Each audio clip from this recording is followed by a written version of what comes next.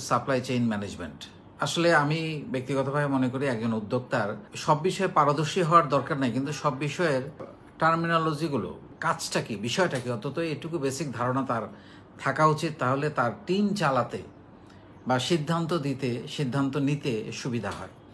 সেই জন্য supply chain management ব্যাপারটাও আমি মনে করি একজন উদ্যোক্তার জানা উচিত যে এটা কি এবং এটা কিভাবে ঘটে এবং কি কি বিষয়গুলোর উপর এটাতে গুরুত্ব দেওয়া হয়। কোনো একটা পণ্যের পরিকল্পনা থেকে সোর্সিং, মানে যেখান থেকে কাঁচামাল কেনা হয়, থেকে শুরু করে কম সময়ে এবং স্বল্প খরচে গ্রাহক পর্যায়ে পৌঁছানো পর্যন্ত যে পুরো ব্যবস্থাপনা, এটাকে বলে সাপ্লাই চেইন ম্যানেজমেন্ট। তাহলে এখানে দুটো জিনিস খুব গুরুত্বপূর্ণ এবং প্রণিধানযোগ্য। একটা হচ্ছে সঠিক সময়ে এবং কম খরচে, এটার উপরেই কিন্তু সাপ্লাই চেইন ম্যানেজমেন্টের দক্ষতা নির্ভর করে। আবারও বলছি, কম খরচে এবং সঠিক সময়ে পণ্যটাকে যদি পৌঁছাতে পারে গ্রাহক পর্যায়ে, এবং একজন সাপ্লাই চেইন ম্যানেজারকে প্রত্যেকটা ডিপার্টমেন্টের সঙ্গে আলাপ করে করে তাদের চাহিদা জেনে তাদের অর্ডার বুঝে এই পুরো কার্যক্রমটা পরিচালিত করতে হয়।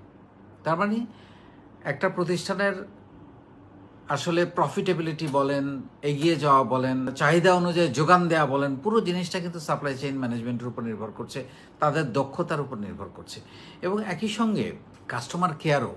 আপনি সময়মতো পণ্য ডেলিভারি করতে না পারলে কাস্টমার কিন্তু বিরক্ত হবে, তার মানে এটার সঙ্গে কাস্টমার কেয়ার জড়িত।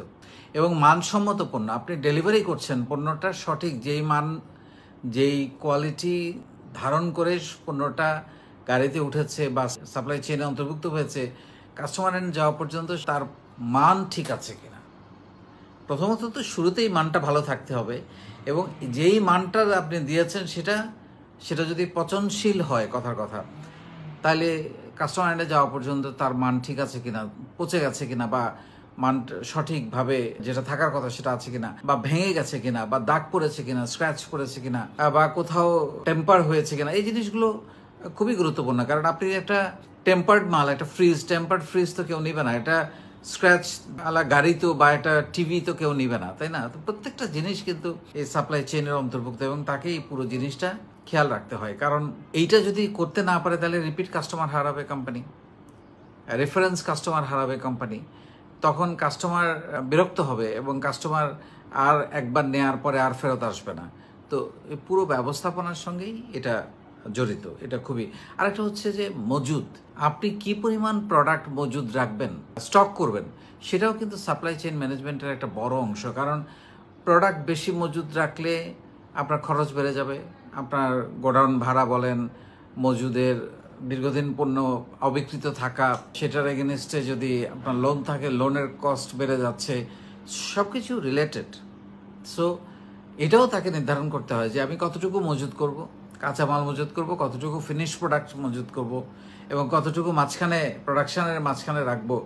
পুরো জিনিসটাই কিন্তু সাপ্লাই চেইন ম্যানেজমেন্টের অংশ। সো আমরা একজন একেবারে উদ্যোক্তা হিসাবে, সাধারণ উদ্যোক্তা হিসাবে আমরা একটা জিনিস শুধু বোঝার চেষ্টা করি সাপ্লাই চেইন ম্যানেজমেন্টে, সেটা হচ্ছে সাপ্লাই চেইন ম্যানেজমেন্টের অন্যতম গুরুত্বপূর্ণ বিষয় হচ্ছে সঠিক সময়ে কম মূল্যে প্রোডাক্টটা কাস্টমার কাছে পৌঁছানোর যে পুরো ব্যবস্থাপনা, এবং সেখানে কাস্টমার কেয়ার, কাস্টমারের প্রোডাক্টের মান, এটা খুবই জড়িত। আরেকটা হচ্ছে প্রোডাক্টের চাহিদা ও যোগান, মানে আপনি কতটুকু মজুদ রাখবেন সেটাও খুবই গুরুত্বপূর্ণ। সেইখানে আপনার আবার কস্ট বেড়ে যায়, বা আবার একদিকে কস্ট বাড়ার বিড়ম্বনা, আরেকদিকে প্রোডাক্ট চাইলে না পাওয়ার বিড়ম্বনা, মানে দুইটাকে ব্যালেন্স করে আপনাকে প্রোডাক্টের চাহিদা এবং যোগানের ব্যাপারটা কিন্তু মাথায় রেখে এই কাজটা করতে হয়। সো এটা খুবই একটা স্কিল টাইপের একটা জব, দক্ষতা টাইপের, মানে এখানে দক্ষতা লাগবেই।